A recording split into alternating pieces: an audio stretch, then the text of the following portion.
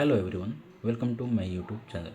From 10th of October 2024 से if an unregistered person renting out his property to a registered person for the purpose of commercial use in that case applicability of RCM will be there.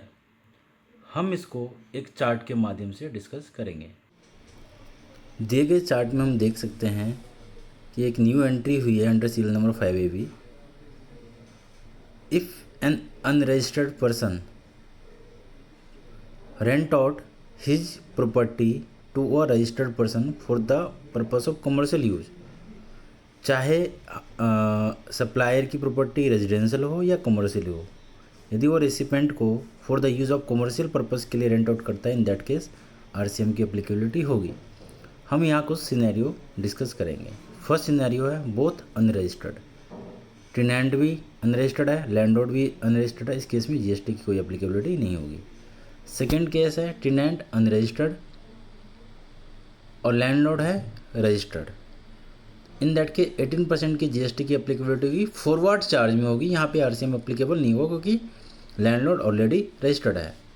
GST पे करेगा landlord tenant से recover करके। Third scenario both registered, इस case में भी same forward charge लगेगा और landlord ही GST पे करेगा। फोर्थ सिनेरियो है टेनेंट कंपोजिशन डीलर है, लैंडलॉर्ड रजिस्टर्ड है। इस केस में भी सेम सिनेरियो, 18% फॉरवर्ड चार्ज लगेगा, लैंडलॉर्ड GST पे करेगा टेनेंट से कलेक्ट करके।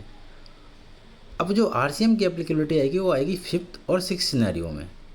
पहले हम सिक्स सिनेरियो डिस्कस करते हैं। इफ़ टेनेंट इज रजिस्टर्ड और लैंडलॉर्ड अनरजिस्टर्ड है, इस केस में 18% RCM लगेगा। टेनेंट इसको खुद कैश में पे करेगा और इसकी इनपुट भी इसको मिल जाएगा। But in fifth case if tenant composition dealer है एंड लैंडलॉर्ड अनरजिस्टर्ड है, इस केस में 18% RCM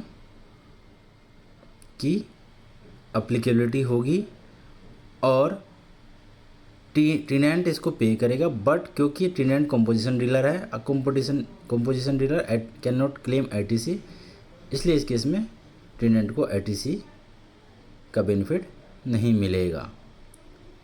thank you for watching me.